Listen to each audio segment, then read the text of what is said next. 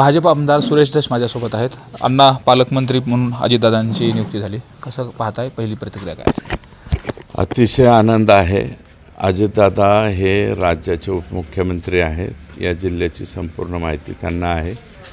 सगळे आमदार, आजी माजी पदाधिकारी, त्याच्यानंतर जिल्हा परिषद लेवल, पंचायत समिती लेवल, आणि कुणाची काय किंमत आहे, कुणाची काय अवकात आहे, हे सगळ्या गोष्टी त्यांना माहीत असल्यामुळं ही आनंदाची बाब आहे की अजितदादा आमच्या जिल्ह्याचे पालकमंत्री झाले आणि इम्पार्शियली ते सगळ्यांचं काम करतील आणि डेव्हलपमेंटसुद्धा या जिल्ह्याचं होईल.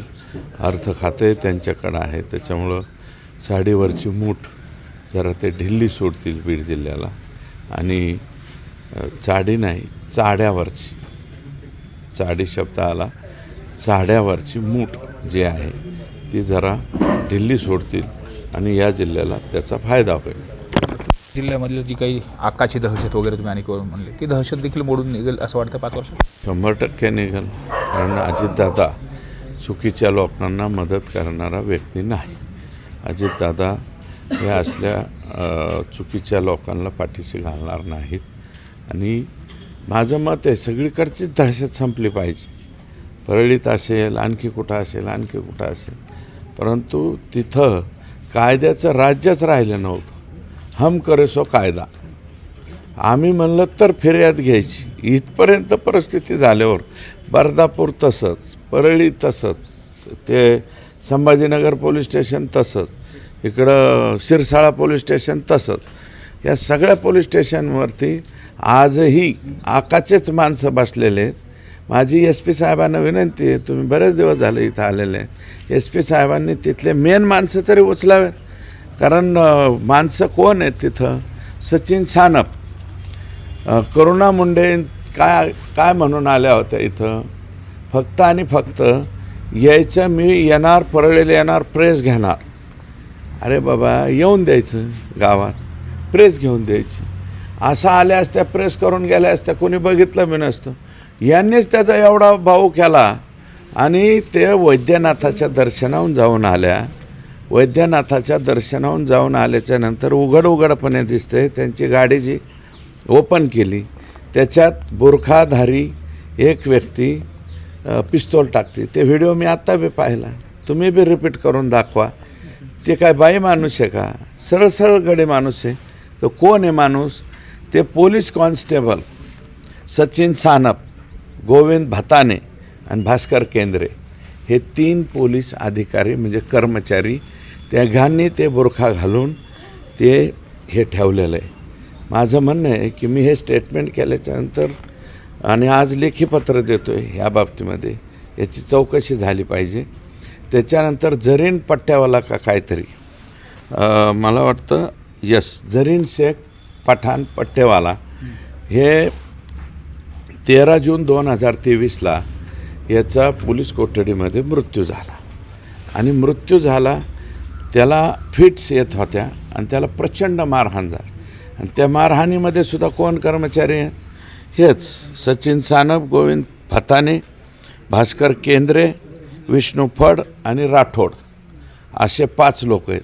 आणि तत्कालीन तिथला PI जे असतील त्यांनी मारहाण केली. आता LCBला 107चा काय टेबल आहे, त्या 107च्या टेबलाला 5,000 ते 20,000पर्यंत प्रति आरोपी रेट. आणि जिल्ह्यातून 40-50 प्रकरणं रोज तिथं पाठवायची. जेलमध्ये सुटलेले आरोपी ह्यांनीच उचलून आणायचे. हे शेख जे आहेत LCBचे प्रमुख, हे फक्त दाखवायला आहे. पाठीमागून सचिन सानपच सगळे चालवत आहेत. आत्ता LCBला आहेत. म्हणजे करुणा मुंडेंच्या गाडीमध्ये पिस्तूल ठेवायची बक्षिसी काय? तर सचिन सानप यांची LCBला बदली. LCB कशासाठी असती? अतिशय म्हणजे वेगवान, चांगले पोलीस, ताकदवर पोलीस. त्या LCBला माणसं असे आणून ठेवायचे. कोल्हापूरहून एक गणेश हांगे बदलून आणला, ते 107च्या टेबलवर. सचिन आंधळे आणले. मी काय एकाच समाजाचे वगैरे म्हणून म्हणत नाही, पण प्युअर आपला माणूस तिथं आणून बसवायचा आणि त्याच्यामार्फत बरंच काही गोळा त्या ठिकाणी करायचं, अशी परिस्थिती आहे. आणि या परळीमध्ये मी आजपर्यंत समज होता माझा की पहिला खून हा त्या संदीपचा ह्याचा झाला, संगीत दिघोळेचा झाला. तसं नाही. परळी तालुक्यामध्ये मी जरा पाठीमागं गेलो तर सुचेता कळसे ही कळसे गुरुजींची मुलगी होती. कळसे गुरुजी आर्ट टीचर, कला शिक्षक होते तिथं काहीतरी. त्यांची मुलगी सुचिता ही जळून ठार झाली आणि त्याच्यानंतर दुसऱ्या दिवशी कळसे गुरुजींनी स्वतःला गोळी झाडून घेतली. हे दोघं प्रकार पाहिल्याच्या नंतर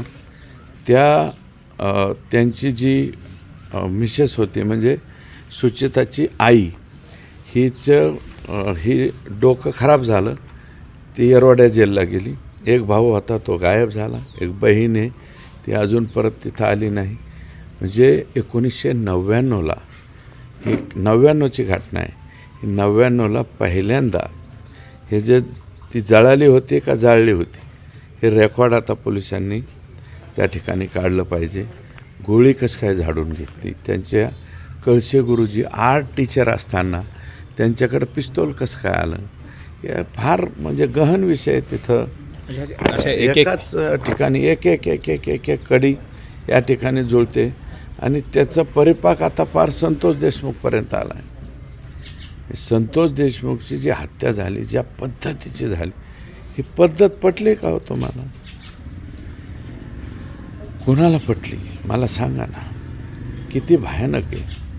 आणि मग तरी बी आम्ही म्हणतोय की बाबा आमचं माणूस गेलं आहे, त्याच्या लेकरा बाळाकडे बघा, त्याच्या पत्नीच्या डोळ्यातले अश्रू बघा, त्याच्या लेकराच्या ती 12वीची मुलगी आहे तिच्या डोळ्यातले अश्रू बघा. ते दिलं सोडून आम्हाला पालकमंत्रीपद भेटू नये म्हणून. अरे कोणाचं पालकमंत्रीपद आहे आणि कोणाचं काय घेऊन बसले? आम्हाला मंत्रिपद नको, आम्हाला भेटलं नाही भेटलं, आम्ही दुसऱ्या दिवशी कामाला लागलो तर आमदार म्हणून. मंत्रिपदाचं आणि याचं काय? तुमच्या पक्षाने तुम्हाला मंत्रिपद दिलं, आमच्या पक्षाने पंकजाताईंना दिलं, विषय संपला. मंत्रिपदं मिळाली, विषय संपला. पालकमंत्रीपदावरून तुम्हाला एवढं का पालकमंत्रीपदाला चिटकायचं? काय हे शकतो? बोगसच बिलं उचलायचे सगळे. त्या परळी नगरपालिकेमध्ये 46 कोटीचं काय मला माहिती पडलं. विष्णू चाटेच्या नावावर 46 कोटीचं बिल उचललं गेलं. आता 46 कोटी म्हणजे काय रक्कम थोडी आहे का? आम्हाला सांगा. आणि जी बीड जिल्हा एक बिल तर असं कानावर आलं आहे की त्या विष्णू चाटेंचं की जेईची खरी सही नाही, डेप्युटी इंजिनियरची खरी सही नाही, एक्झिक्युटिव्ह इंजिनियरची खरी सही नाही आणि ते बिल पास झाले. असं जर होत असेल तर हे किती वाईट आहे मला सांगा. हां. आणि DPDCचा देखील मुद्दा वारंवार येतो समोर. जिल्हा नियोजन समितीचा जो निधी असतो तो 75% निधी परळीला आहे, अशा पद्धती देखील चर्चा होती. मी काढायला लावलं आहे ते गेलं 2014 पासून आत्तापर्यंत 2024पर्यंत कोणत्या तालुक्या तुम्ही आम्हाला पॉप्युलेशननुसार येणारे पैसेसुद्धा आम्हाला ठेवत नाही. ते बी पैसे तुमच्याकडेच घेऊन जाता. मी म्हणलं ना परळीमध्ये हवाई धावपट्टी झाली असती. त्या नॅशनल हायवे जिथं झालं आहे, नॅशनल हायवेचं काम गडकरी साहेबांनी केलं. त्याच्यावरच दलित वस्ती उचलली, त्याच्यावरच वैशिष्ट्यपूर्ण, त्याच्यावरच नाविन्यपूर्ण सगळे पैसे दलितोत्तर हे त्याच्यावरतीच पैसे उचलायचे. काही MSCBच्या लाईन करायच्याच नाहीत, फक्त लाईन त्याच, पैसे मात्र उचलून घ्यायचे. मग हे सगळं थांबवण्यासाठी आता अजितदादा पालकमंत्री झाल्यानंतर पहिली ज्यावेळेस बैठक होईल त्यामध्ये या सगळ्या गोष्टीचा पाढा तुम्ही वाचणार आहे, तर काय अपेक्षा असेल? 100% वाचणार, पाढा वाचणार, रेकॉर्ड दाखवणार. हां. आणि इम्पार्शियली ते सगळ्यांना सारखा न्याय देतील असा विश्वास. पंकजा मुंडे शेजारच्या जिल्ह्याच्या पालकमंत्री झाल्यात, कसं पाहता याकडं? आणि नेमकं त्या ठिकाणी मनोज जरांगे पाटीलचं आंदोलन देखील सुरू आहे. आंदोलन चालू आहे. आम्ही सद्यस्थितीमध्ये माननीय मनोजदादांना विनंती करणार आहोत. आम्ही तब्येत थोडीशी खराब आहे, थोडीशी म्हणजे बरीच खराब आहे. सध्या शक्यतो त्यांनी उपोषण जे आहे सरकारला थोडासा वेळ द्यावा.